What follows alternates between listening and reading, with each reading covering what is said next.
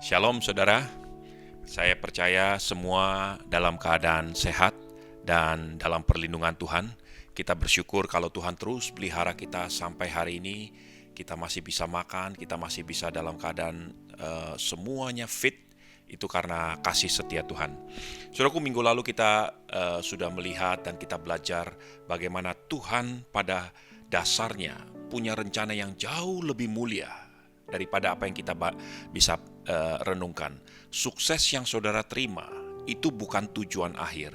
Itu hanya langkah menuju kepada tujuannya Tuhan, yaitu supaya semua anak-anak Tuhan bukan cuma sekedar menjadi sukses di bidang manapun saudara berhasil, tetapi menjadi signifikan, di mana kita menjadi berkat buat banyak orang.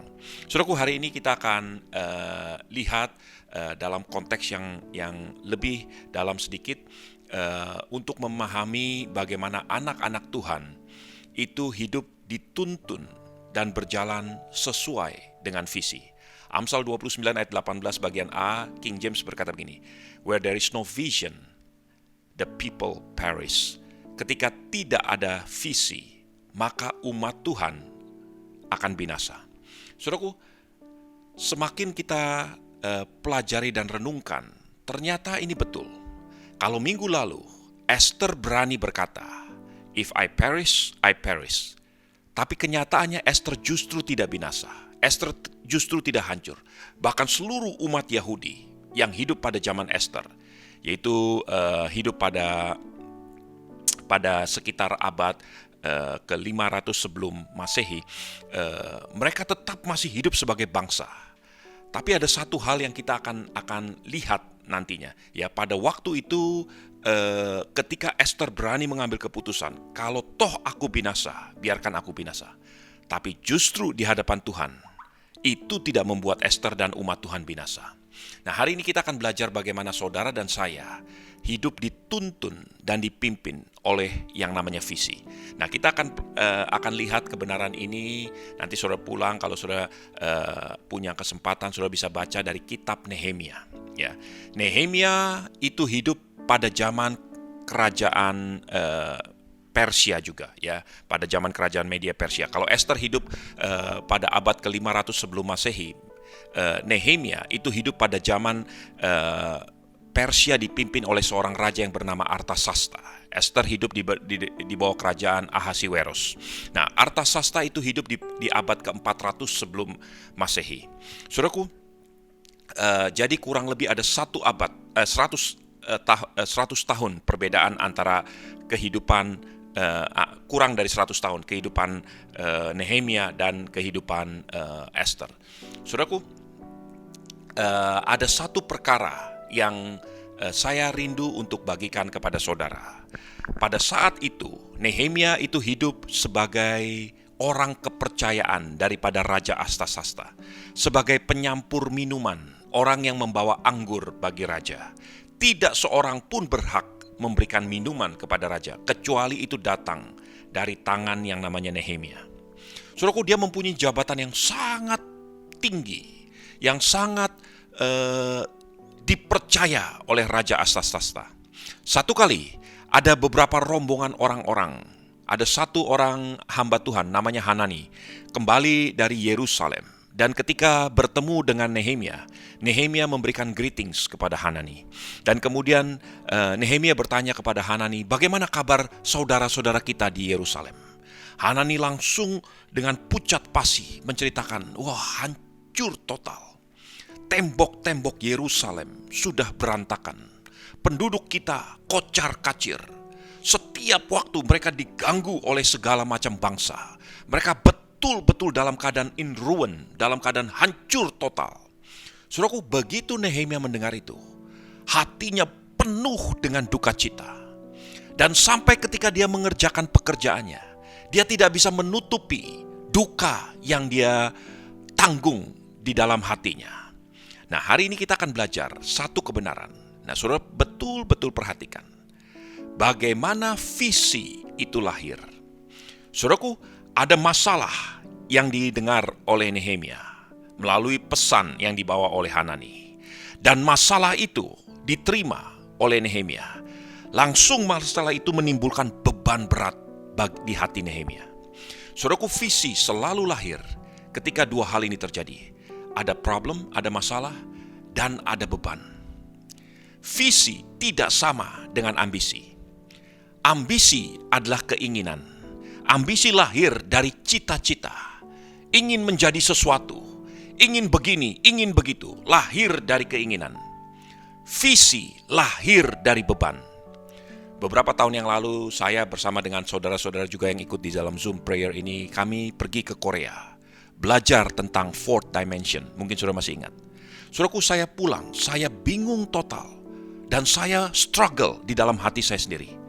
Karena saya betul-betul melihat yang tidak sepakat dengan firman Tuhan. Diajarkan bagaimana kita mendapatkan visi. Just take it. Mau apa? Mau mobil, warna apa? Model apa? Tahun berapa? Semuanya. Kalau perlu dibuat gambar. Dan terus ditumpang tangan, diperkatakan. Saudaraku, saya pulang, saya renungkan, dan saya cek dengan kebenaran firman Tuhan. Saya berani katakan hari ini, itu sama sekali bukan visi. Itu ambisi. Visi lahir dari beban. Ambisi lahir dari keinginan. Nehemia mendengar satu masalah, dan ada beban yang menindih dirinya. Dan beban itulah yang kemudian lahir sebagai visi. Saudaraku, hari ini kita akan belajar bagaimana anak-anak Tuhan, bahkan di dalam setiap aspek, bukan hanya di dalam gereja, saudara dan saya harus dituntun oleh yang namanya visi. Seperti Amsal 29 ayat 18 tadi katakan, where there is no vision, the people perish. Ketika tidak ada visi, manusia binasa. Hal yang sama bisa saya katakan, kalau tidak ada visi, perusahaan akan hancur. Kalau tidak ada visi, rumah tangga tidak akan bisa bertahan. Kalau tidak ada visi, anak-anak Tuhan akan hidup sia-sia. Saudaraku, Esther berpikir di zaman Esther, ketika dia berkata, if I perish, I perish. Kalau toh aku harus mati, aku harus mati. Justru pada waktu itu, Esther berpindah. Dari mempertahankan ambisinya, suksesnya, dia berpindah, mulai mengadopsi yang namanya visi. Dan sejak waktu itulah sesuai dengan kebenaran firman Tuhan. Kalau justru tanpa visi, umat Tuhan akan binasa. Tetapi ketika umat Tuhan dituntun oleh visi, dia tidak akan binasa. Saudaraku, pada waktu itu kalau saudara masih ingat, ya, pada zaman Ahasiweros, ketika raja sudah memberikan satu keputusan dan meterai diberikan, maka keputusan itu tidak bisa diganggu-gugat lagi. Pada waktu itu betul-betul Esther dan seluruh orang Yahudi akan mati di dalam pemerintahan Ahasiweros. Karena keputusan sudah dikeluarkan. Raja sendiri pun tidak bisa mencabut keputusan itu. Kalau sudah lihat di bagian terakhir daripada kitab Esther. Akhirnya raja berkata begini, aku tidak bisa mencabut karena itu sudah keputusan negara. Itu berdasarkan undang-undang dari kerajaan Persia. Jadi yang raja bisa lakukan, raja membuat keputusan lain yang akan bertabrakan dengan keputusan yang pertama. Silakan orang Yahudi membela dirinya sendiri. Dan seluruh orang Persia tidak satu pun berani mengutak-atik orang-orang Yahudi. Karena pemimpin nomor 2 setelah Ahasiweros adalah Mordekai, orang Yahudi. Ratu yang selalu berada di samping Raja Ahasiweros adalah Ratu Esther, orang Yahudi. Nah, saudaraku, saya ingin ajak saudara masuk sesuatu yang betul-betul menjadi perenungan kita hari ini, ya. Nah, saya ingin ajak saudara untuk melihat kitab Nehemia 2. Ya, saya akan bacakan beberapa ayat dari ayat 17 dan 18. Setelah Nehemia menerima visi itu, lalu kemudian dia percakapkan dengan raja, dan raja memberikan restu, bahkan memberikan support, dukungan. Lalu kemudian Nehemia dengan beberapa orang pergi ke Yerusalem. Dan ini yang terjadi pada waktu pertama kali Nehemia mulai mengerjakan visi itu. Nehemia 2 ayat 17, berkatalah aku, Nehemia, kepada mereka, kamu lihat kemalangan yang kita alami, yakni Yerusalem telah menjadi reruntuhan dan pintu-pintu gerbangnya telah terbakar. Mari kita bangun kembali tembok Yerusalem, supaya kita tidak lagi dicela. Ketika kuberitakan kepada mereka betapa murahnya tangan Allahku melindungi aku, dan juga apa yang dikatakan raja kepadaku, berkatalah mereka, kami siap untuk membangun. Dan dengan sekuat tenaga, mereka mulai melakukan pekerjaan yang baik itu. Sudah bisa lihat, ada satu nafas yang sangat-sangat nyata di dalam setiap visi yang terjadi. Visi mungkin saja diterima oleh satu orang. Dari I, kemudian setelah dibagikan, visi itu berubah menjadi us, menjadi kita. Ketika Nehemia satu-satunya pribadi yang punya beban untuk menerima berita dari Hanani dan disampaikan ke tanah Yerusalem. Ketika dia sampaikan itu, visi itu berubah, bukan saja di I, tapi di us, di kita. Saudaraku, ini satu tanda yang sangat-sangat nyata. Tadi saya katakan, visi dengan ambisi itu berbeda. Ambisi lahir dari cita-cita dan keinginan. Visi itu lahir dari beban. Dan bukan hanya itu, saya ingin sampaikan. Kalau tadi saya katakan bahwa visi itu bergerak dari I menuju us, dari saya menuju kita atau kami. Sebaliknya, ambisi itu bergerak dari kami kepada saya. Nah, nanti saya akan pelan-pelan coba ajak saudara untuk memperhatikan kebenaran ini. Ini selalu benar. Saya beberapa hari terakhir ini saya renungkan kebenaran ini. Dan semakin saya renungkan, saya menemukan begitu banyak contoh-contoh. Ini menjadi tolak ukur, menjadi cermin buat saudara dan saya. Apakah saya sedang berjalan dituntun oleh visi, atau saya sedang berjalan dituntun oleh ambisi? Bedanya di mana? Kalau apa yang saya kerjakan lahir dari keinginan, lahir sekedar dari cita-cita, that's ambition. Kalau apa yang saya kerjakan, apapun itu bentuknya, itu lahir dari beban, that's vision. Dan bukan hanya itu. Yang kedua yang sudah bisa tanyakan, apakah saya sedang bergerak dari saya menuju kami atau kita? Atau sebaliknya, saya bergerak dari kita menuju kepada saya? Saudaraku, saudara perhatikan bagaimana pengalaman Yesus. Satu pribadi, dia harus kumpulkan 12 murid. Dan kemudian dari 12 murid, pada saat di mana Roh Kudus dicurahkan menjadi 120 murid. Dan terus berkembang. Kenapa? Dari I to us. Apakah Yesus tidak mampu mengabarkan Injil ke seluruh dunia, bahkan ke benua-benua dengan sendiri? Toh selama dia melaksanakan kebenaran firman Tuhan selama 33,5 tahun. Dia satu-satunya pengkhotbah. Petrus tidak berkhotbah, Yohanes tidak berkhotbah, Matius apalagi. Semua mereka hanya sebagai penonton, pelengkap penggembira. Tim hore gitu ya. Saudaraku, kenapa Tuhan harus ngotot untuk memaksakan ada tim yang bersama dia? Karena visi selalu bergerak dari I to us. Saudaraku, sebaliknya kalau saudara lihat, seorang yang bernama Yudas Iskariot, dia adalah salah satu dari ring satunya Tuhan Yesus. Dia satu daripada ke-12 rasul-rasul. Tiap-tiap hari dia makan bersama Yesus. Tiap-tiap hari dia mendengar firman yang Yesus sampaikan. Dengan matanya dia melihat mujizat di depan matanya terjadi. Bahkan dia dipercaya memegang perbendaharaan dari pelayanan Tuhan Yesus. Dia adalah bagian daripada us. Kemudian timbul satu ambisi. Dia move forward kepada I. Yang dia kerjakan, it's for me. To my glory. For my benefit. Ambisi selalu bergerak dari us to I. Saudaraku, di kitab Yosua, di Yosua 7, setelah Yosua mengalahkan satu kota yang namanya Yeriko, pada waktu itu, Tuhan berpesan ada barang-barang yang harus dipertahankan sebagai milik untuk pekerjaan Tuhan. Sebagai persembahan untuk Tuhan. Saudara tahu apa yang terjadi? Ada satu orang dari bagian suku Yehuda, namanya Ahan. Ahan melihat itu dan dia timbul satu keinginan. Timbul satu motivasi, satu ambisi untuk menjadi kaya raya. Untuk memiliki ini, memiliki itu dan sebagainya. Ahan mengambil bagian-bagian itu, disembunyikan di dalam kemahnya. Ahan bergerak dari us, kita, kepada I, me, saya. Ambisi selalu akan bergerak dari sesuatu kepentingan korporat, kepentingan orang banyak, kepada kepentingan saya pribadi. Visi bergerak dari kepentingan saya kepada kepentingan orang banyak. Saudaraku, akhir-akhir ini perhatikan, saya semakin berdoa dan saya semakin lihat jelas.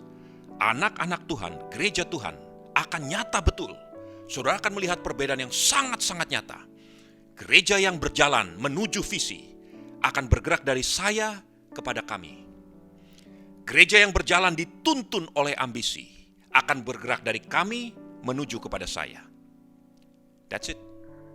Dan saudara, firman Tuhan katakan di Amsal 29 tadi, where there is no vision, the people perish. Ketika tidak ada visi, maka umat Tuhan akan binasa. Saudaraku, belajar untuk memperhatikan kebenaran ini.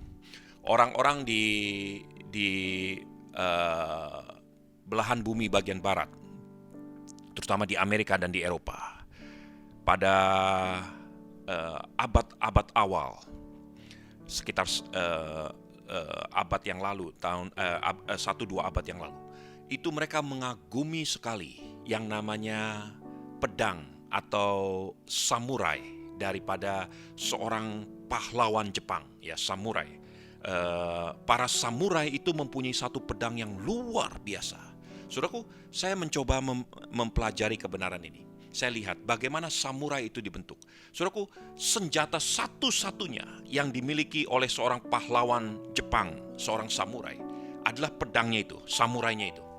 Saudaraku, mereka tidak punya senjata yang lain.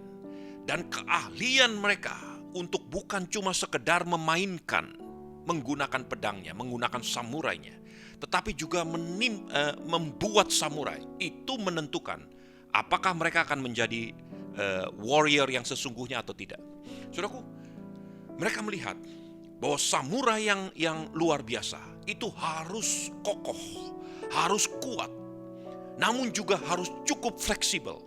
Karena samurai dari waktu ke waktu akan beradu, bertempa satu sama lain, seperti orang main pedang. Sama-sama diarahkan untuk mematahkan samurai daripada lawan. Kalau samurai itu lemah, maka samurai itu tidak akan lama-kelamaan akan menjadi tumpul karena terus-menerus bertabrakan. Tetapi kalau samurai itu terlalu keras atau terlalu kuat, maka kemungkinan besar samurai itu akan patah karena ditempakan kepada samurai yang lain. Nah, saudaraku, para warrior Jepang itu memperhatikan bagaimana caranya menciptakan samurai yang kuat, yang kokoh, tapi cukup fleksibel sehingga tidak mudah untuk menjadi tumpul.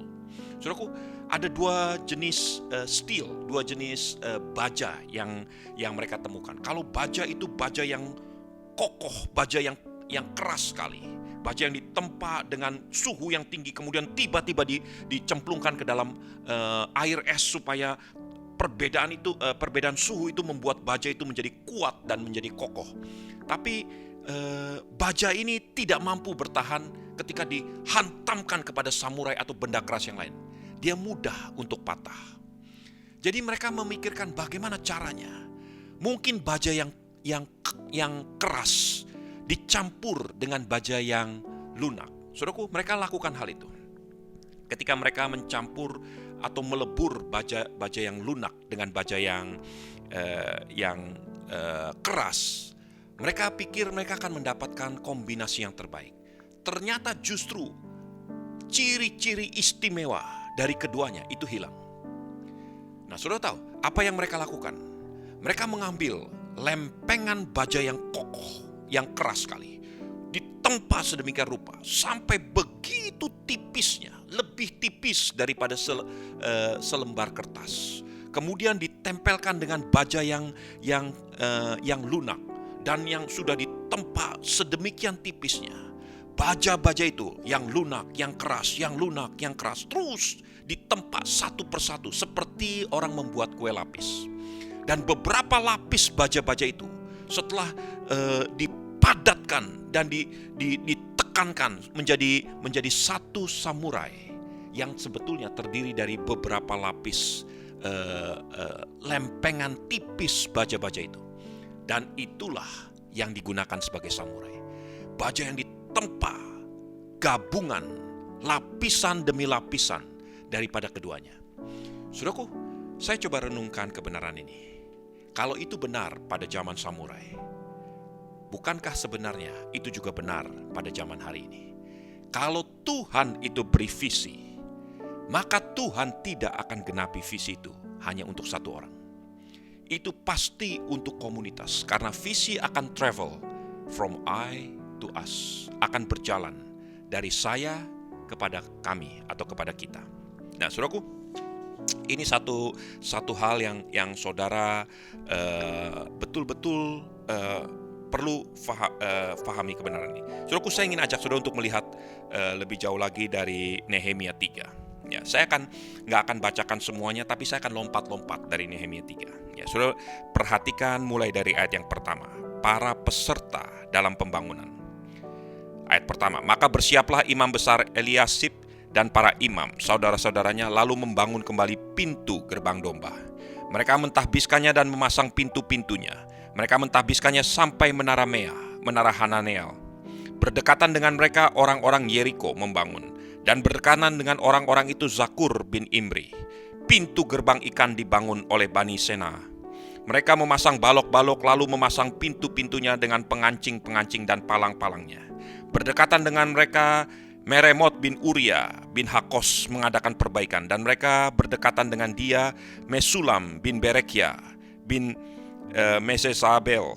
Berdekatan dengan mereka Zadok bin Baana mengadakan perbaikan. Saudaraku, saya ingin lompat-lompat saja. Ayat 8, berdekatan dengan mereka Uziel bin Harhaya, salah seorang tukang emas, mengadakan perbaikan, dan berdekatan dengan dia Hananya, seorang juru campur rempah-rempah. Mereka memperkokoh Yerusalem sampai tembok lebar. Berdekatan dengan mereka Refaya bin Hur, penguasa setengah wilayah Yerusalem yang satu, mengadakan perbaikan. Berdekatan dengan dia Yedaya bin Harumaf mengadakan perbaikan tepat di depan rumahnya, dan berdekatan dengan dia Hatus bin Hasabnea, Malkia bin Harim bin Hasub bin Pahat Maob memperbaiki bagian yang lain di menara perapian. Berdekatan dengan mereka Salum bin Halohes, penguasa setengah wilayah Yerusalem, yang lain mengadakan perbaikan bersama-sama dengan anak-anak perempuannya, dan sebagainya. Saudaraku, saya ingin sampaikan, mungkin saudara seperti saya, kalau baca kitab-kitab seperti ini, ayat-ayat seperti ini membosankan. Ini hanya serentetan nama-nama. Berdekatan dengan ini, si ini yang bangun. Berdekatan dengan ini, si itu yang bangun. Berdekatan dengan itu, tukang emas yang bangun. Tukang rempah-rempah yang bangun. Penguasa yang bangun. Ini yang bangun, dan sebagainya. Saudaraku, kalau saudara perhatikan sungguh-sungguh, tembok Yerusalem yang sampai hari ini masih berdiri, itu ada 40 ruas bagian. Dan 40 ruas bagian ini dibangun oleh ratusan orang. Kitab Nehemia 3 mencatat satu persatu nama-nama orang itu. Why?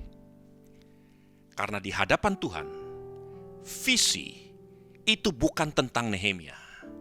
Nehemia bahkan namanya tidak lagi tertulis di dalam Nehemia 3. Yang ditulis yang membangun betul-betul tembok Yerusalem sampai hari ini, dan betul-betul dituliskan di dalam firman Tuhan, adalah nama-nama orang tadi. Orang-orang sederhana. Ada orang pengusaha, ada orang tukang rempah-rempah, ada tukang emas, ada si ini, ada imam, dan sebagainya. Semua mereka bahu-membahu untuk menggenapi visi yang Tuhan berikan.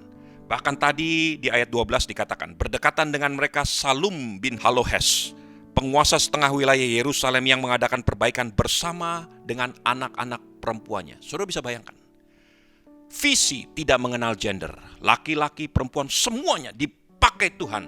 Orang kaya, orang miskin, orang pinter, orang kurang pinter, orang cakep, orang kurang cakep, semuanya dipakai untuk mengerjakan visi. Kalau itu visi akan travel from I to us. Nah, saudaraku, inilah yang terjadi.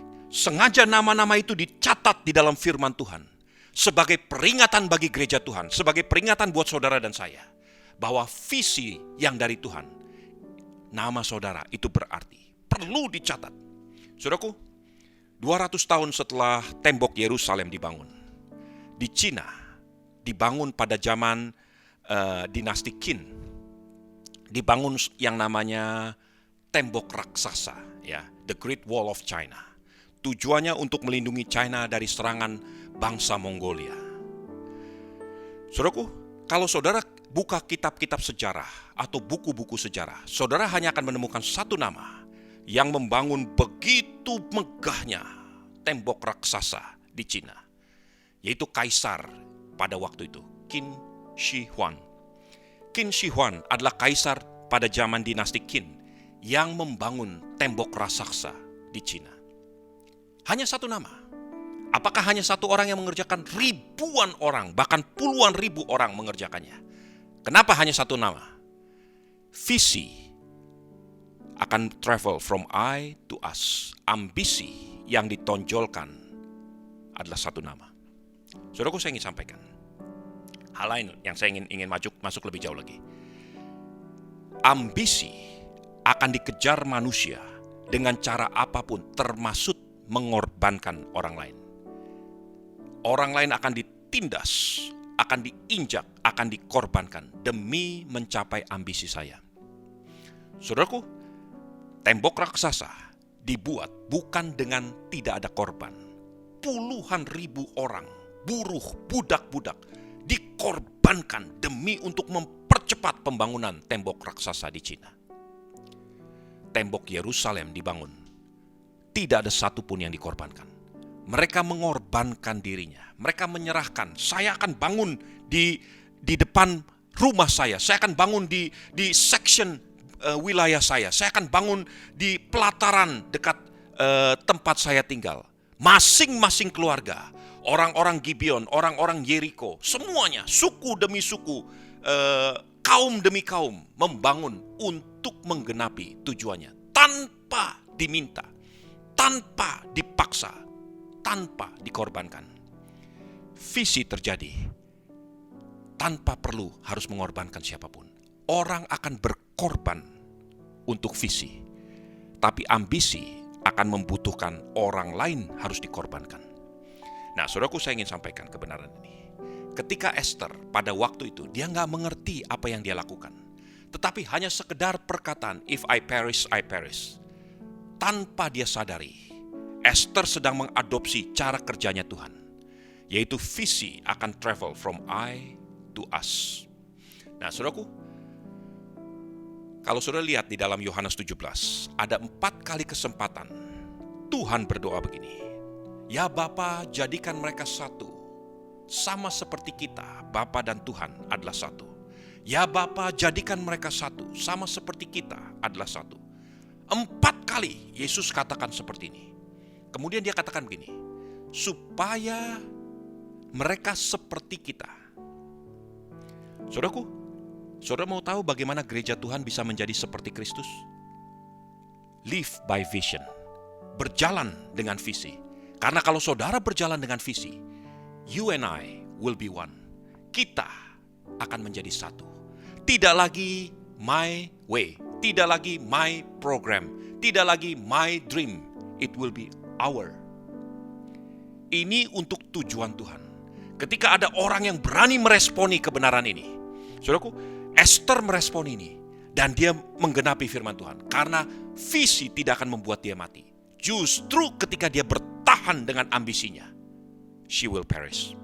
Tapi ketika dia berani melepaskan ambisinya demi untuk mengejar, pada waktu itu dia nggak mengerti bahwa yang dia lakukan adalah melepaskan ambisi demi untuk visi. Esther hanya berkata, suksesku nggak ada gunanya, and I will move forward towards significant. Dan itulah artinya moving dari I to us. Nah, saudaraku, gereja Tuhan, saya percaya betul hari-hari ini ketika Tuhan izinkan pandemik seperti ini terjadi di Indonesia, tidak seorang pun mampu menyelesaikan ini sendirian. Ada banyak kesempatan kita harus kerjasama. Karena untuk menggenapi visi, it takes bukan hanya sekedar satu orang, tapi semua bagian ambil bagian dan mulai bergandengan tangan. Dan pada waktu itulah saudara dan saya berjalan menjadi seperti Kristus. Sama seperti yang dia doakan. Ya Bapa, biarlah mereka menjadi satu seperti kita adalah satu. Nah, saudaraku, di dalam perjalanan menuju visi, saudara pasti akan mengalami jatuh bangun. Saudaraku, Chuck Swindoll bercerita di dalam satu bukunya. Dia menganalisa burung-burung belibis yang berpindah dari satu benua ke benua lain di musim-musim pergantian season Ya. Dan dia melihat begini, selalu formation yang dipakai untuk burung-burung belibis ini terbang adalah formation V, seperti victory gitu ya. Mereka terbang dengan formasi seperti ini. Saudaraku, National Geographic itu memperhatikan kenapa, apa untungnya burung-burung ini terbang dengan formation V ini. Saudaraku, Chuck Swindoll menuliskan di dalam bukunya sangat menarik. Dia katakan minimal kita bisa belajar 4 hal. Dan itu berdasarkan penelitian ilmiah. Dia katakan begini, yang paling depan adalah para pemimpinnya. Dan itu yang paling kuat.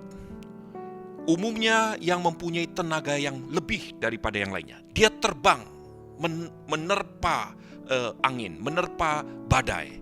Dan setiap kali dia kebaskan sayapnya, dia membuat satu wave, satu gelombang udara, supaya gelombang itu naik ke atas. Dan itu membantu burung-burung yang lain yang di belakangnya secara jajaran genjang gitu ya, supaya mereka juga bisa terbang lebih tinggi lagi.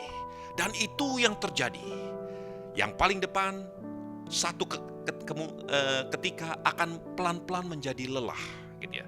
Dan ketika dia menjadi lelah, maka yang di belakangnya, ring satunya take over, menggantikan. Dan dia mundur ke belakang. Dan terus dia terbang, menerpa badai, membelah angin, dan membuat wave kepada orang-orang yang ada di belakangnya. Dan itu terus terjadi. Ada satu ketika, salah satu dari burung-burung belibis ini yang lemah, mulai keletihan, dan terpaksa dia harus beristirahat di satu benua. Ketika dia beristirahat, dia turun. Dia tidak pernah turun sendirian. Pasti ada beberapa ekor burung belibis yang akan turun menyertai dia. Dan sampai saatnya dia udah cukup kuat kembali, dia akan terbang kembali dan menyusul yang lain. Dan yang paling belakang dikatakan, itu adalah burung belibis yang memberikan seperti cheerleading gitu ya. Dia yang hawking terus gitu ya. Honk, honk, honk gitu ya. Memberikan suara seperti dukungan, memberikan satu spirit tambahan, dan memberikan satu kode bagi yang paling depan. Semuanya oke, semuanya masih tetap dalam barisan. Karena selama dia mendengar honking daripada burung yang paling belakang, maka dia tahu bahwa formation itu masih tetap berjalan. Saudaraku, kenapa Alkitab berkali-kali mengajarkan kita gereja Tuhan? Belajar dari semut, belajar dari ini, belajar dari itu, belajar dari pelanduk. Saudaraku, karena sebetulnya mereka mempunyai hikmat yang Tuhan titipkan. Nah, kita makhluk yang lebih berhikmat lagi, seharusnya kita bisa belajar. Ada banyak hal-hal yang Tuhan titipkan. Dan kalau kita berani berjalan seperti ini, saudara dan saya akan menggenapi tujuan Tuhan. Mari, tundukkan kepala, saya akan pimpin saudara dalam doa. Tuhan, terima kasih Tuhan. Hamba-Mu berhenti berkata-kata, tetapi biar firman-Mu terus berkata-kata lebih jauh lagi. Tuhan, tolong kami, biar nama Tuhan dipermuliakan di dalam hidup kami. Terima kasih Bapa, dalam nama Yesus, haleluya. Amin.